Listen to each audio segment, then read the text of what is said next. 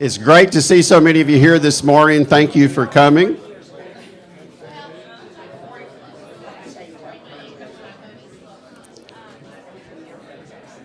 You know, the one thing I can count on when you get a bunch of ALFers and others, leaders in the room, is that there's going to be a lot of conversation around the tables.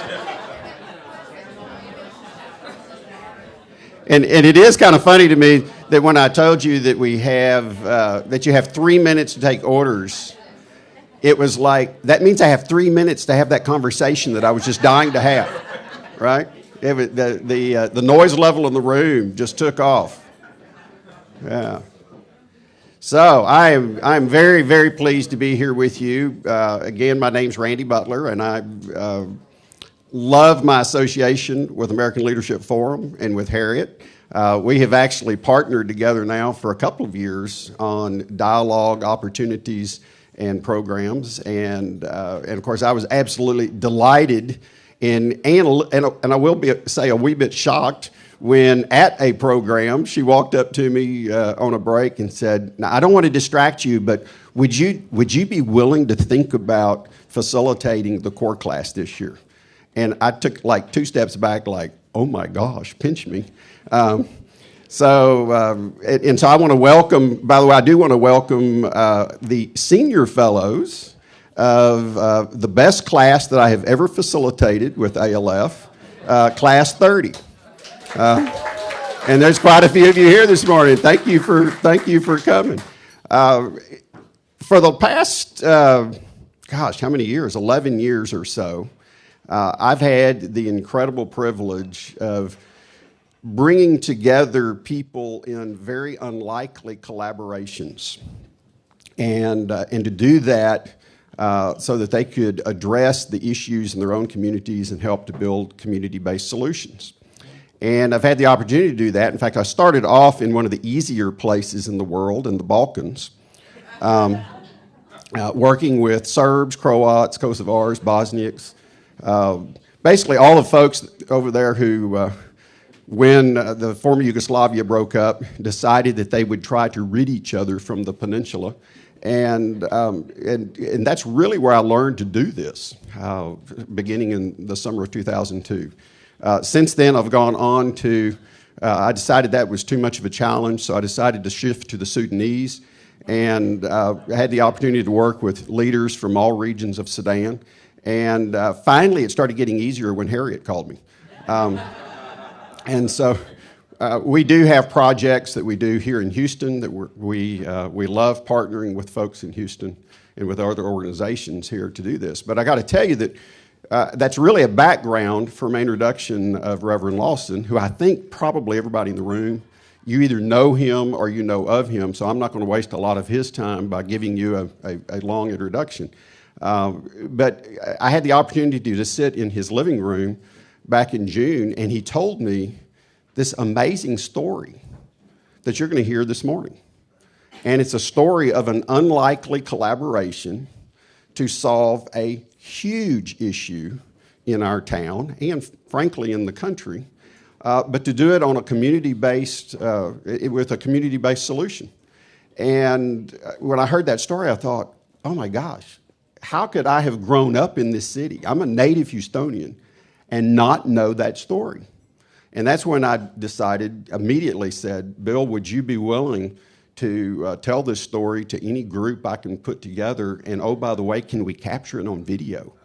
And so we're going to do that this morning. And so Reverend Lawson, as you know, is the founding pastor of the Wheeler Avenue Baptist Church, is a pillar of our community. In fact, I've taken to calling him one of our treasures, because I truly believe that. And it's because of the work of people like Reverend Lawson that we are able to do the work that we do today in Houston. We literally are standing on the shoulders of giants, and he's one of them. So, Bill, I'd like you to come on up. The way this program is going to work is I'm going to sort of interview Reverend Lawson, give him an opportunity to tell that story. And it truly is an amazing story. We're going to do that for about 25 or so minutes. Then you're going to have an opportunity for question and answers, Q&A. And if you have a question, and I'll remind you of this in a moment, I'll bring you the mic to be sure that we capture your question and that everybody can hear it. And then we're going to have an opportunity for a little dialogue around the tables about what you've heard. And so, thank you. And Rebecca has reminded me. Thank you. Thank you, Bill. Thank you, my friend. Okay, so we're going to sit right here. First of all, I want to. Can you all hear me? Yes. Do we need to raise the mic a little bit? Okay, Jaime's going to come help us on the technical side of this. When you're low tech, this stuff happens. Is that okay? All right. First of all, I want to thank Randy and the leadership of this forum for having invited me today. And I'd love to carry Randy around to introduce me, because my daughter doesn't believe any of that stuff.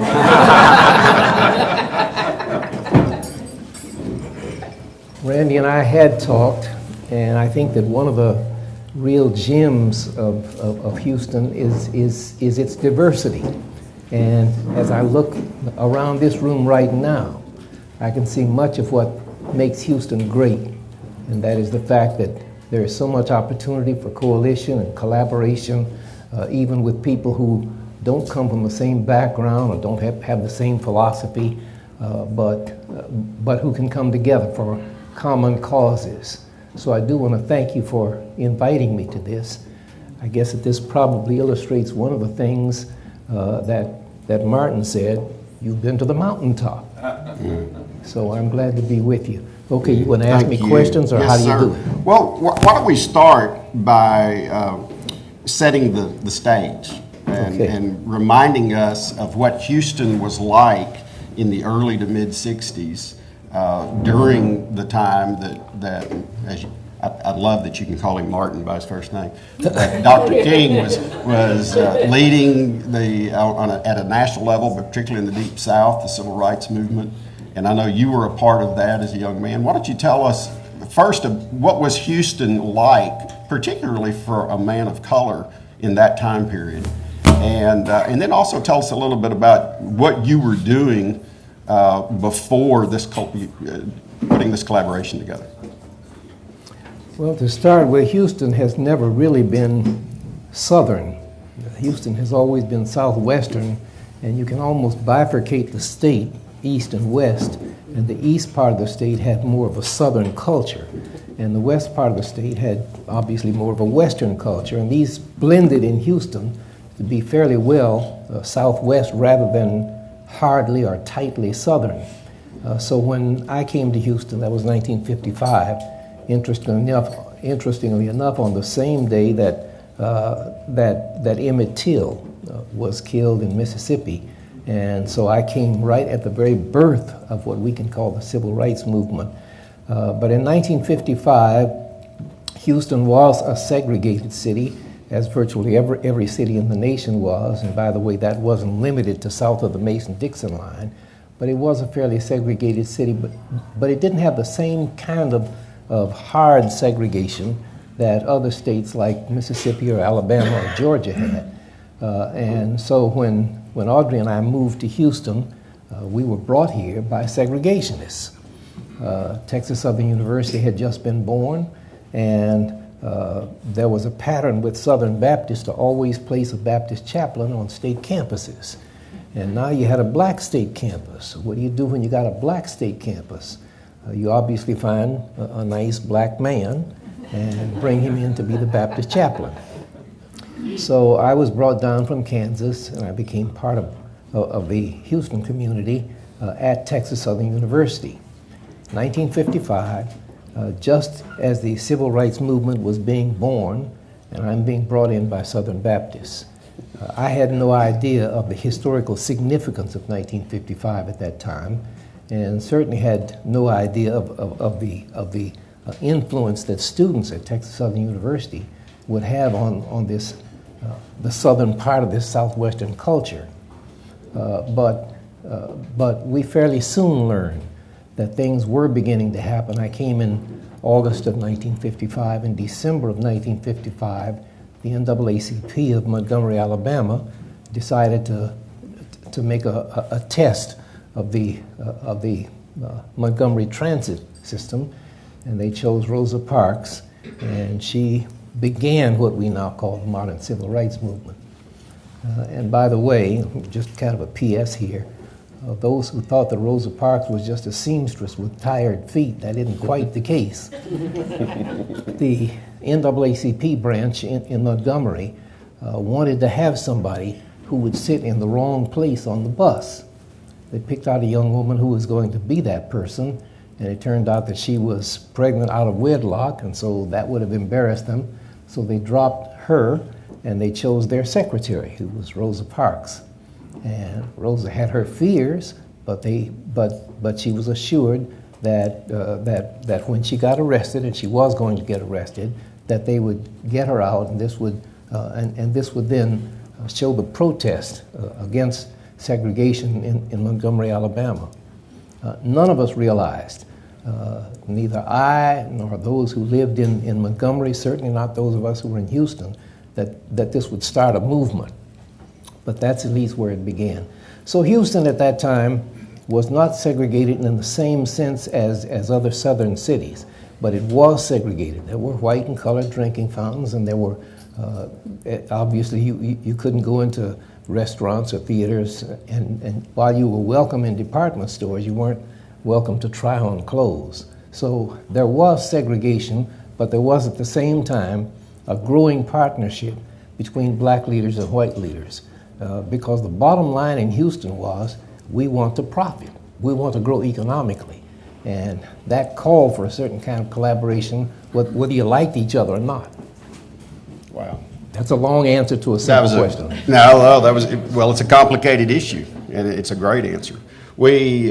So what was it? Did you detect an opportunity, or were you feeling some sort of sense of urgency? What was it that caused you and other leaders to reach out to these white business leaders to start this collaboration that you Randy, I would love to say that I came with a moral passion to change things in Houston, but that wasn't the case. I'm this nice black man who is Baptist chaplain, hired by Southern Baptists, working at Texas Southern University, and student movements began. There were freedom rides that were beginning, and students were getting on buses. There were sit-ins that began in North Carolina, and here was this growth of protest starting among students, among young people, long before Rosa Parks in Montgomery.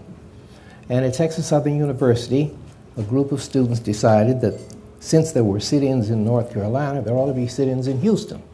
And Texas Southern University wanted to do the same thing that North Carolina A&T did. And a group of them came to the Baptist Student Center. I'm the nice black man who's at the Baptist Student Center.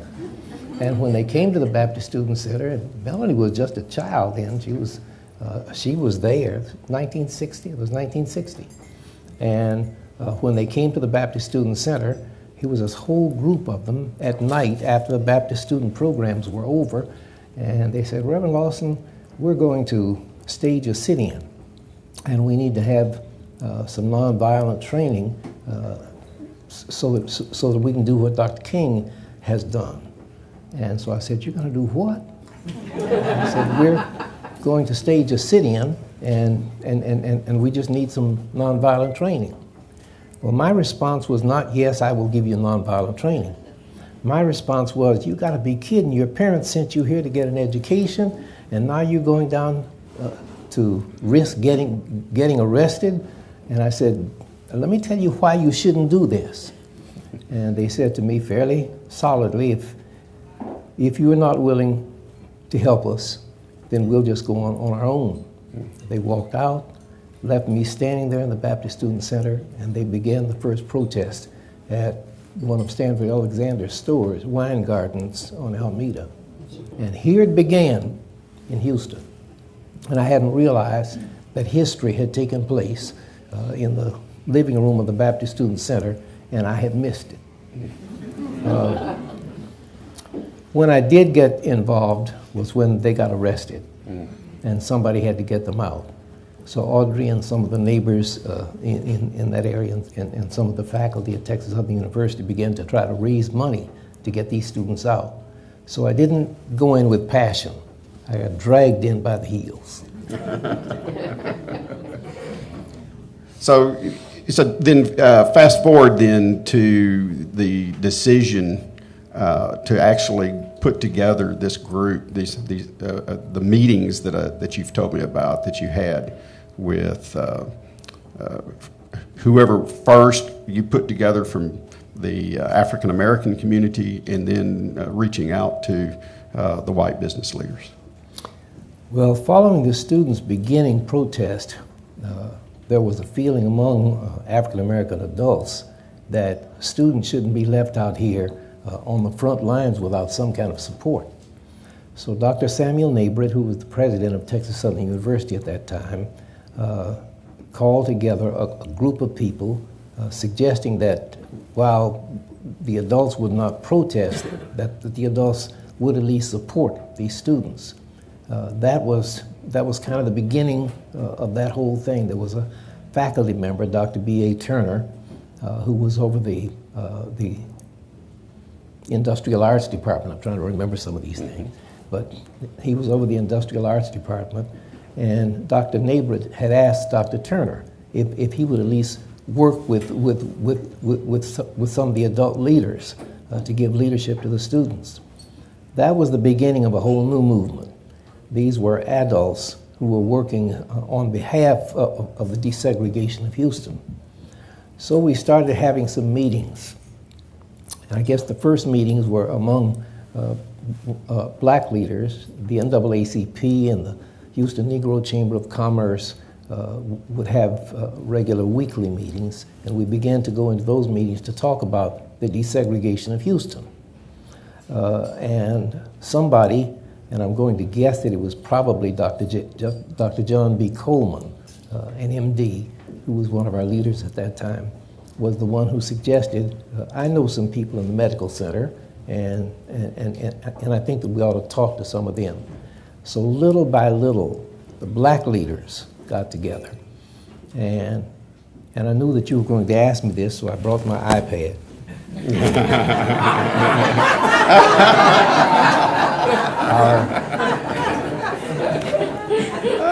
People at our church know this iPad.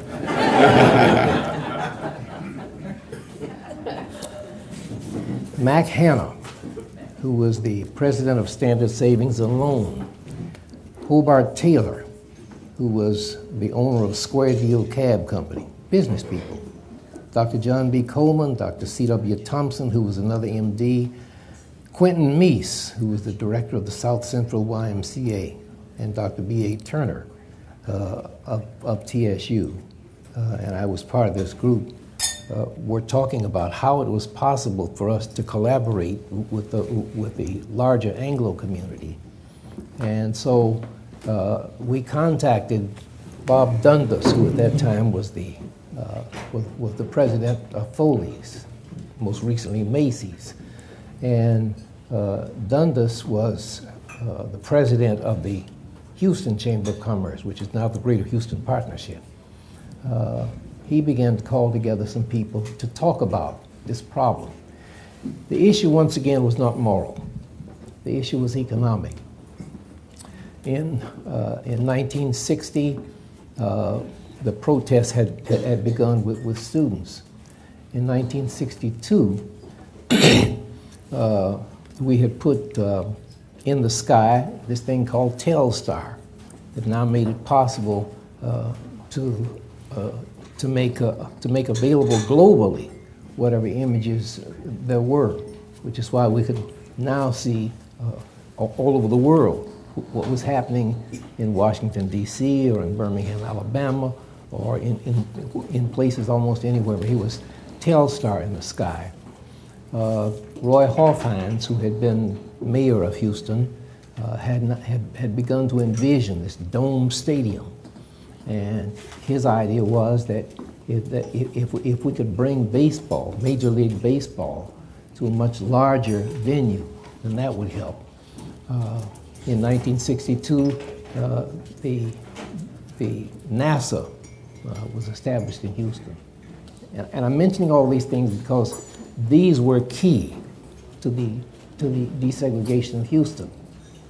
Now with mass communications available in the sky, with huge business enterprises being conceived and developed in Houston, we had just dug the Port of Houston deeper, and I guess that was probably in the 40s, down to the Gulf of Mexico, so that huge oil ships could come all the way into Houston.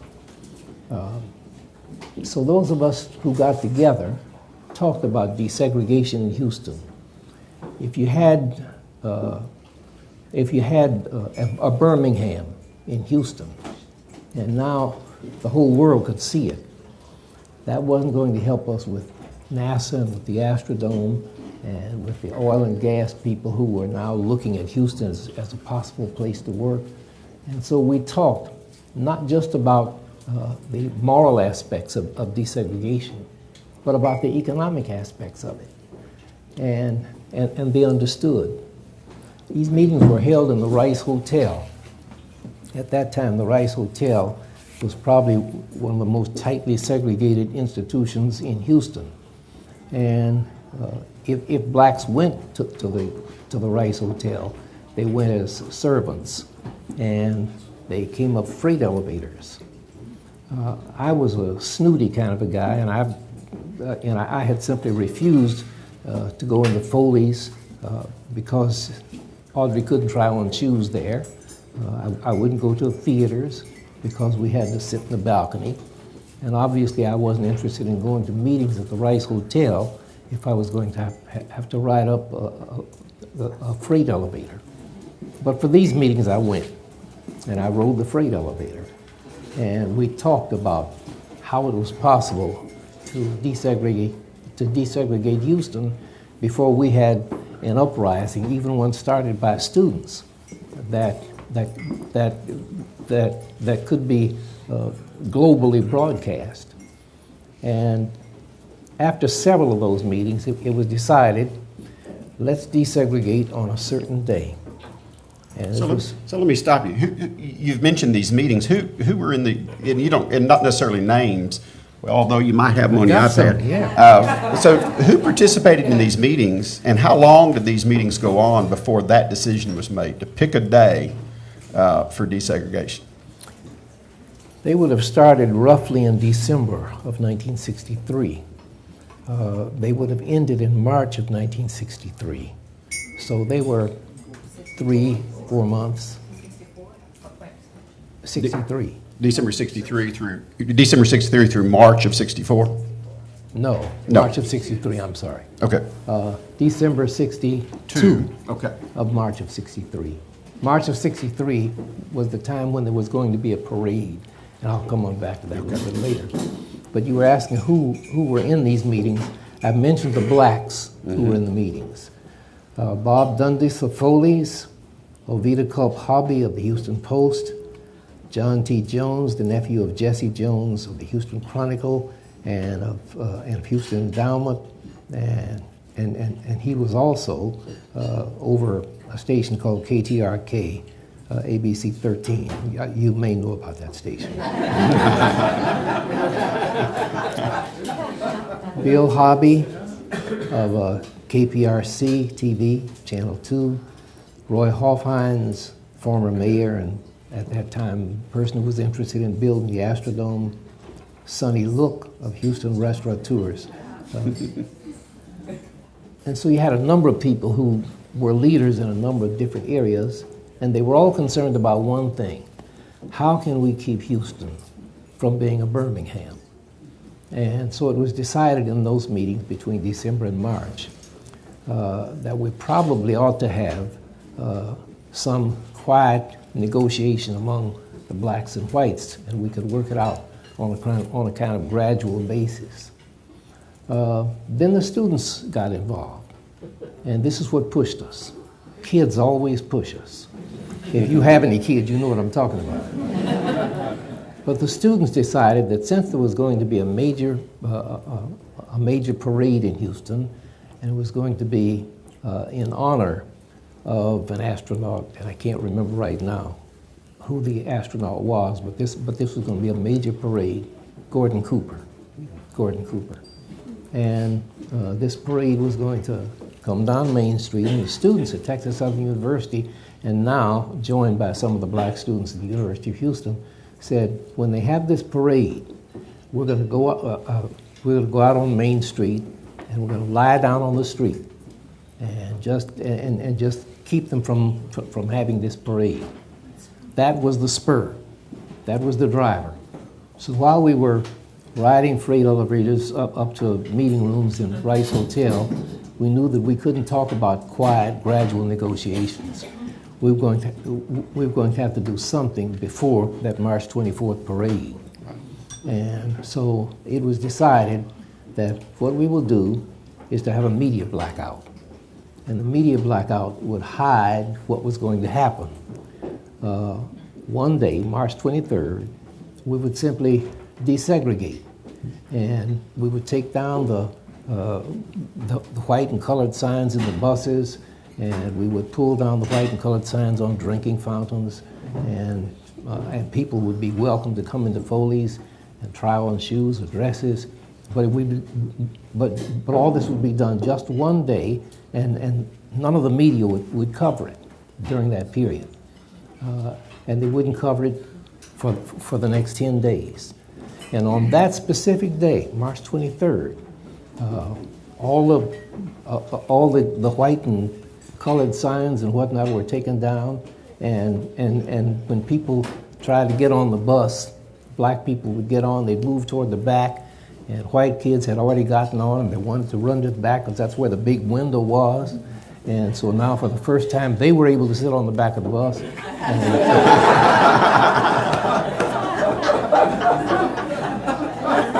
Nobody knew that this was happening. And so on that one day, it just sort of happened. And after that, we were soundly criticized. The Texas Observer said, "I can't believe that the media would do a blackout on a major story. That is just not ethical if you're journalists." Time magazine criticized us, but it was that blackout that made it possible for us to desegregate without any major kickback. Wow. Once again, too long. No, it wasn't at all. It's fascinating. Never too long. So you actually had, I was thinking about my friend Mustafa Tamiz, who does a good bit with outreach, who does a good bit of media strategy, and I thought, now there's an interesting media strategy. No media coverage at all. And why did you do that? Why did you think it was so important to have a media blackout?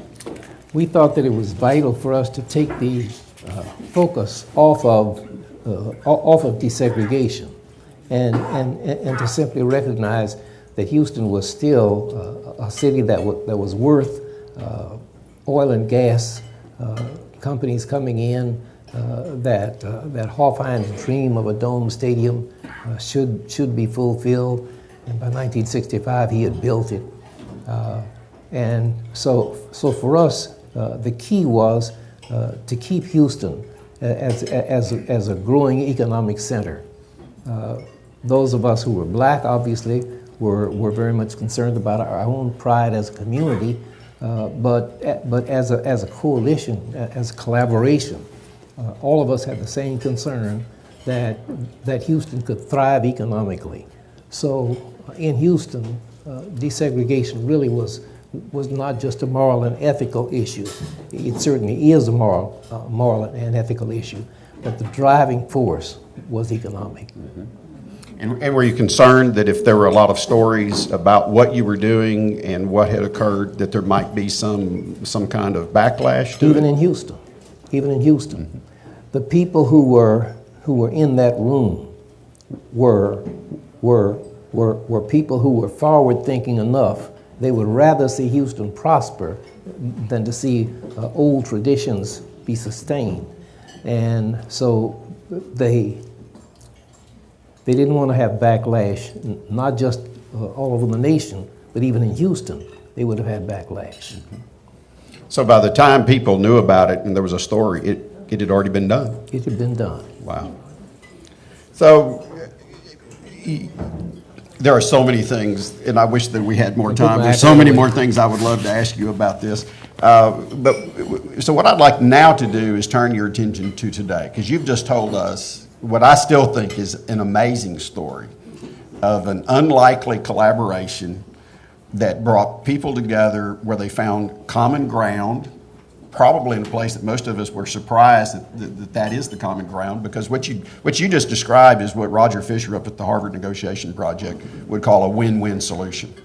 You found the common interest, and then you also found that if we can do this in the right way, your interest can be met and our community's interest can be met, and Houston's the better for it. As you look at Houston today, this took place a long time ago. As you look at Houston today, do you see issues? Do you have concerns about the city? How do you see the potential for applying this kind of work in our city today, which we now, of course, know, thanks to our good friend Stephen Kleinberg, is the most diverse city in America? Yeah. Well, I guess one of the things that I can say is that if we thought that we had won a major victory in 1963, we now know, as we look back in retrospect, that it was not really that major a victory. We had defined our problem racially. We'd assumed that our problem was black versus white, and to some extent it certainly was.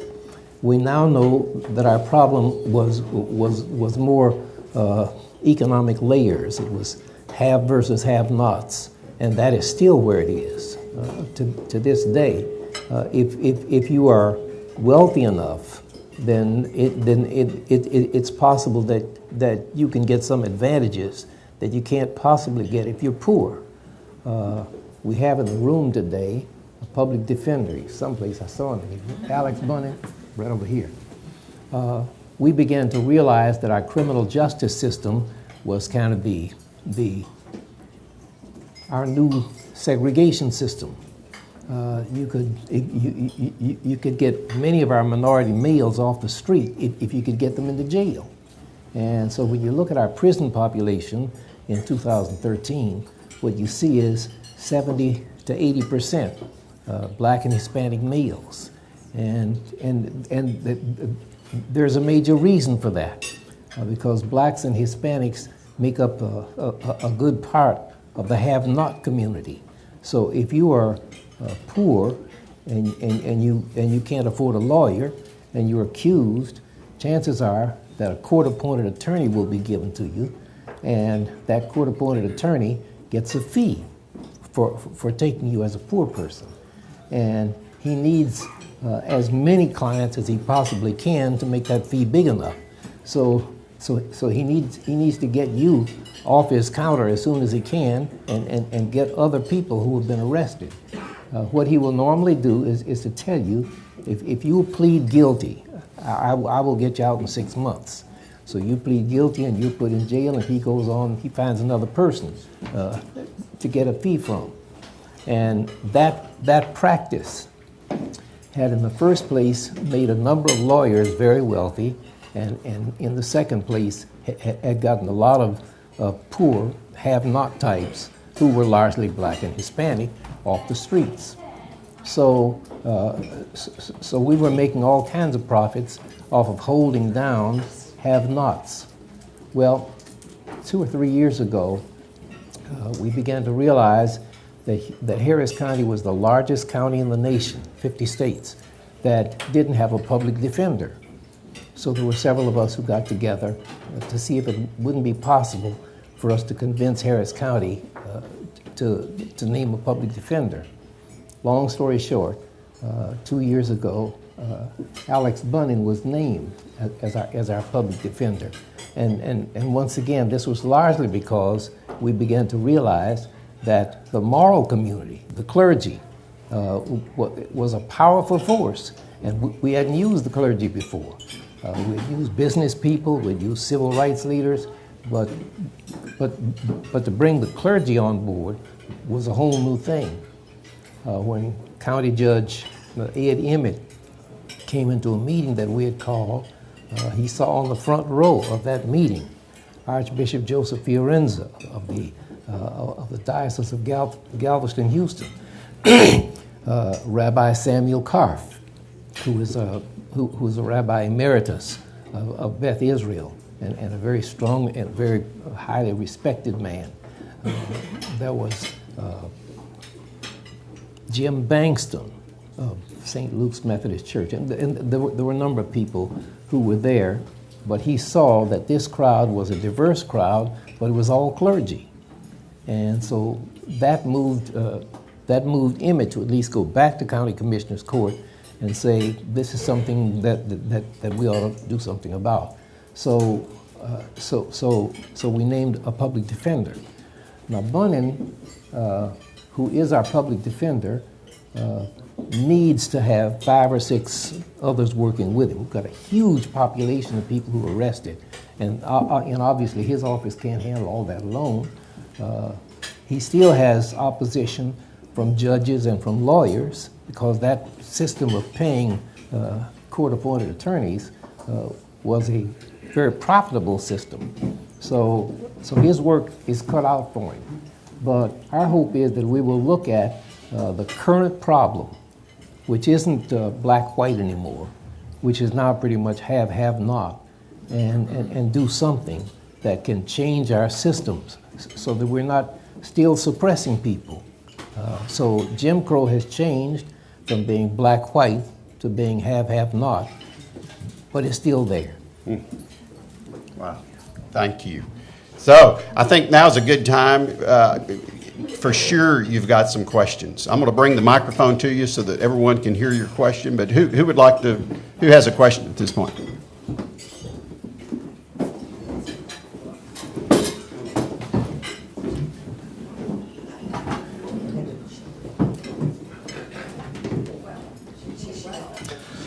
I moved from Cleveland about 7 years ago to Houston, and when I went to vote, I found it was much different than voting up north. The voting polls up north had American flags out. You knew exactly where you were going. You always voted at the same place. It was very easy to vote. Courage voting. When I came down here, it was like hidden. I couldn't find the voting place. It was difficult to get information on it. When I got information on it, I didn't even know what door to go in. There were no American flags, nothing to tell me where to go. And then, various times, the voting booths moved, and they were in different locations. And I wasn't informed and had no idea about that. I thought that was very unusual, and it seemed to discourage people from voting. And then recently, actually, in the Houston Chronicle, they did an editorial about this, saying that Texas was doing this, and I was just thought, there's something wrong when you're not encouraging people to vote and you're moving things around and you're making it difficult, because the people that are hurt the most are the disenfranchised. And when we're going from a majority-minority population, why are we disfranchising the people that we need to be embracing? I was just wondering if you had any comments on this. I do, but I would bet my bottom dollar that there are a lot of other people who also have some comments. And Randy, I'm not sure what the format should be like, but if there are other people who would like to talk to questions like this, I would certainly hope that you'll let them do that.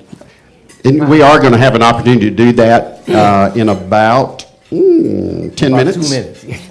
or unless we run out of questions and answers. And then you're going to have an opportunity to talk about some of these things at your table. Okay.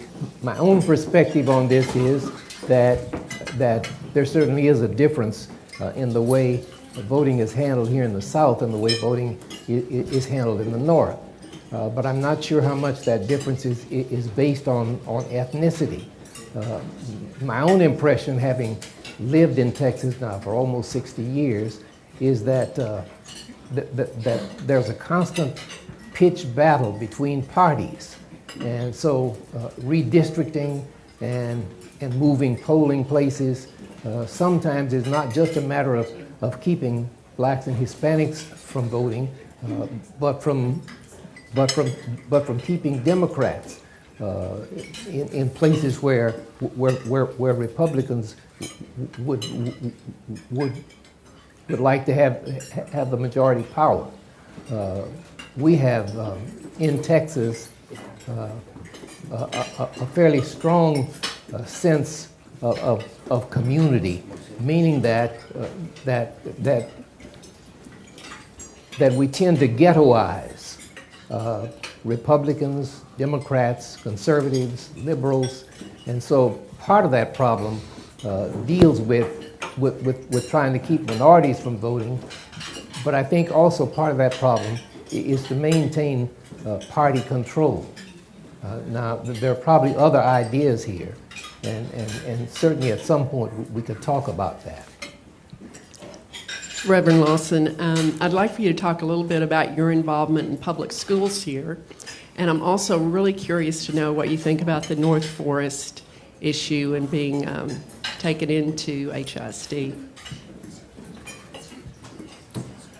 School desegregation probably could have occurred long before 1960. This was the whole Brown versus Topeka issue was in 1956 or something like that. And Houston had not desegregated by 1960 or by 1963, and by 1965 there were numbers of us who felt that HISD needed to be forced to desegregate. So once again, this is the era of marches and rallies. So we established a march on HISD. This was in 1965. And at that time, HISD was downtown. So we had this big crowd of people marching downtown, and HISD officers closed the building. So now you had all these folks parked outside the building, and once again, Telstar carries their stuff all over the world. HISD did decide to desegregate, but they decided not to desegregate pupils, but to desegregate faculty, which meant that they would divide the teaching faculty of HISD up into, that's my phone. But they, bye-bye, sweetheart. But that they would divide the teachers up, 2/3 versus 1/3, 2/3 white, 1/3 black, and they would take out of the black schools 1/3 of their teachers, or 2/3 of their teachers, and then they would put into the black schools 2/3 white teachers. The problem was that they took the best black teachers out of the black schools, and they sent the least able white teachers into the black schools.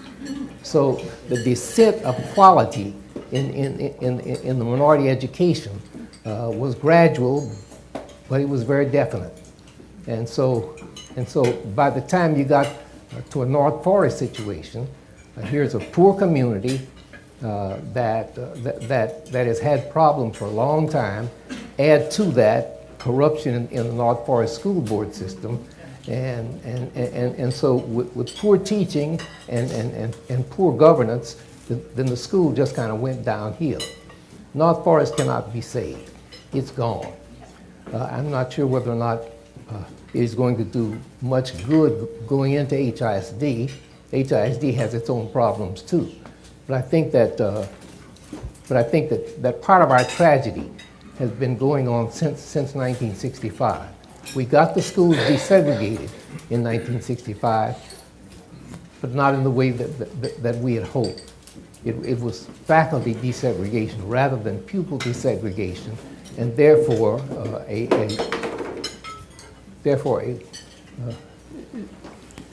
diminution of quality of education in Houston's public school system. Right now, many of Houston's Anglos don't go to public school anywhere. They're now in charter schools or in private schools. And so the public school system, HISD, North Forest, almost all of them are mostly minority. Reverend Lawson. Yes, Hi. ma'am. Good morning. Regine Calvert. Good morning. I was one of the very, very fortunate ones that met you when you first came to Houston when I was really young girl. But I wanted to bring up the fact that although a lot of the work was certainly between whites and blacks, your help in the Asian community, and back then primarily the Chinese community, your friendship with the Chinese Baptist Church, George G. and all of the G family, was an inspiration to us, and I want to thank you for kind of raising the boat for all of us. I think back, and a lot of the things you mentioned, the white and the colored signs at the water fountain and bathrooms and all, I remember seeing all of that, you know, and as an Asian growing up here, you didn't know exactly which one to pick, and sometimes you picked the wrong one or you picked the right one, but it was not an easy thing for us either. But you have been such an inspiration, and thank you so much. Thank you. Thank you.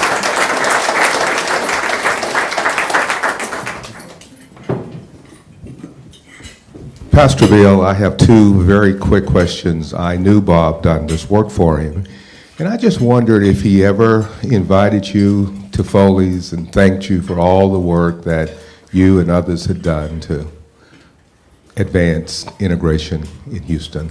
Well, he didn't invite me, but he certainly did welcome all of us to come. Good. Good. But I think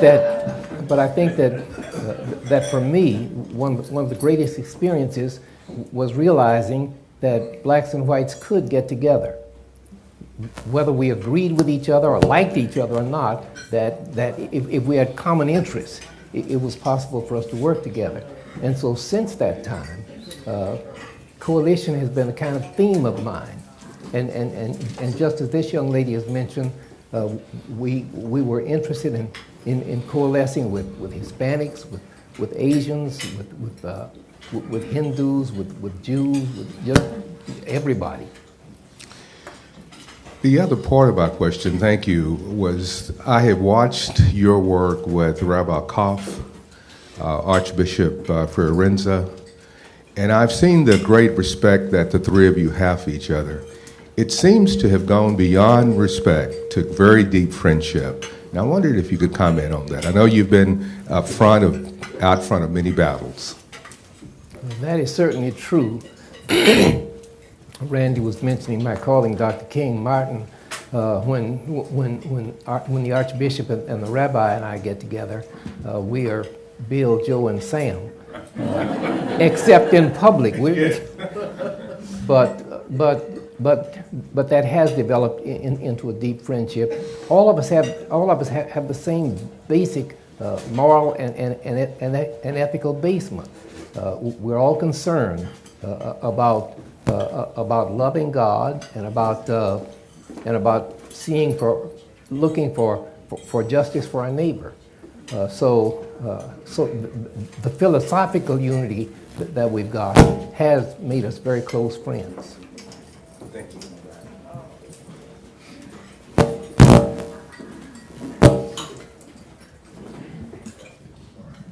Someone else have a question? Yes, Amy.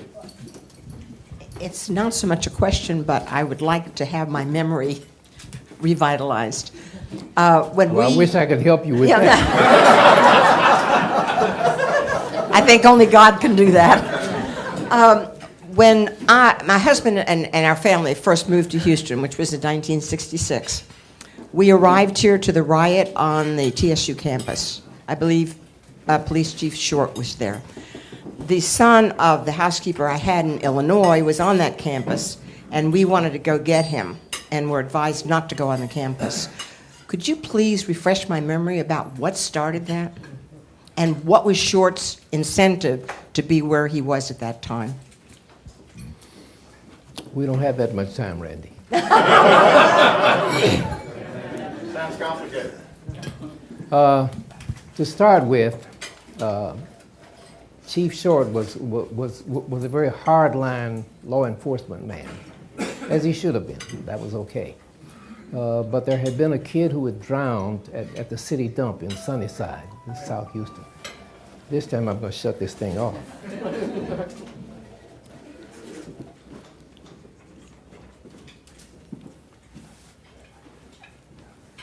And there was a great deal of anger because there had been protests about the city dump in Sunnyside for decades.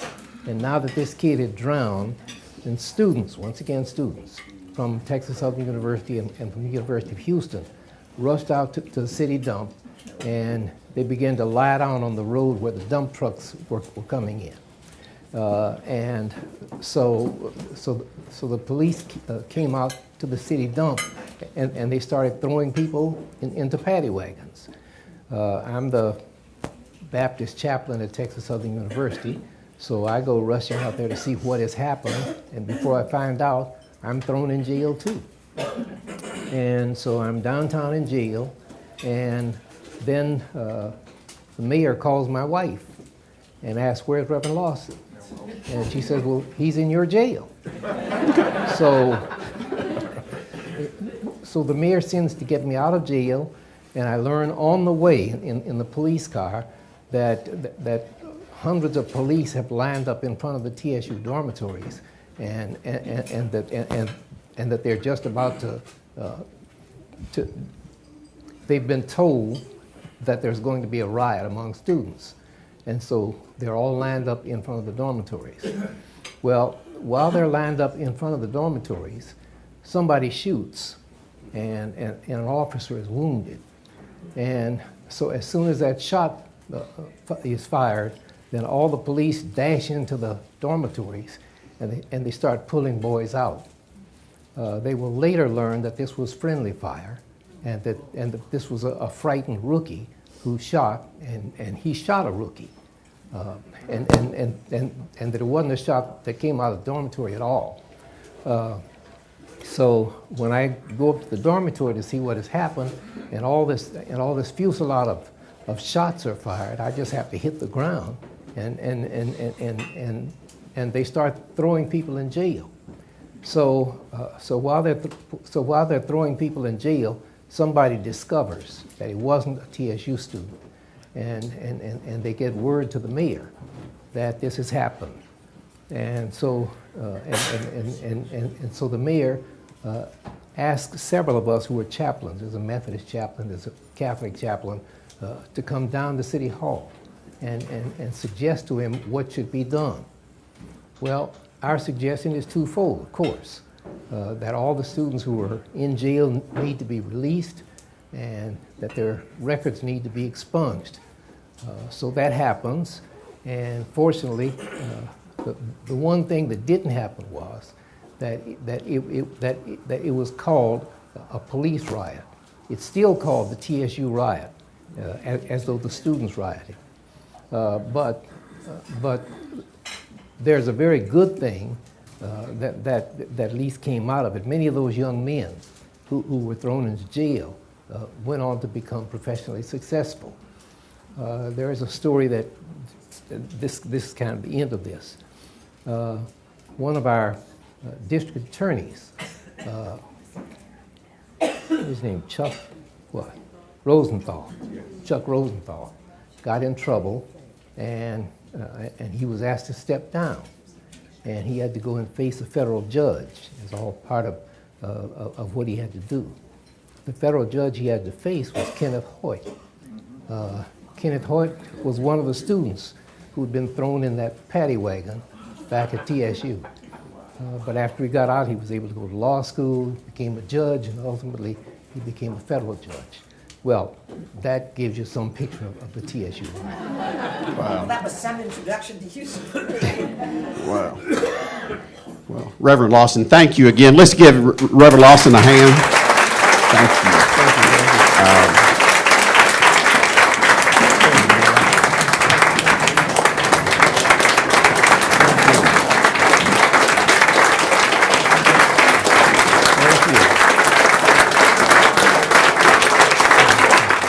and that's to join and strengthen leaders to serve the common good. And I believe that what we've heard here today is a very practical example of leaders joining together so that they could serve the common good. I hope you've been stimulated by this, but one of the other things that ALF and ISP strongly believe is that part of that serving the common good requires collaboration, and for that collaboration to occur, it means we have to have constructive, generative conversations across all kinds of divisions and all kinds of lines. We talk a lot about dialogue in ALF and in the Institute. So you're going to have an opportunity, I hope you'll take advantage of it, to have some dialogue around the table. You've probably heard some things that have stimulated your thinking. You may have heard a few things that you're scratching your head over and saying, I'm not so sure I agree with that, and that's okay. Because that's what dialogue is about. It's creating a safe space for people to come together to talk about things that really matter and do it in the most respectful way possible. So here's the question that I'd like you to consider. If I can find my glasses. Well, I can't. So put them down. There they are. Yeah, well, someone read this for me. So at your table, here's a question. You're not stuck with it. If you want to ignore it, that's fine. But how might similar, unlikely collaborations be created to address issues in Houston today? I'll read that again. How might similar, unlikely collaborations be created to address issues in Houston today? Hopefully that you can find some place to go with that and enjoy visiting around the tables. And at 9:30, we'll close, and I'll call on Harriet to close us.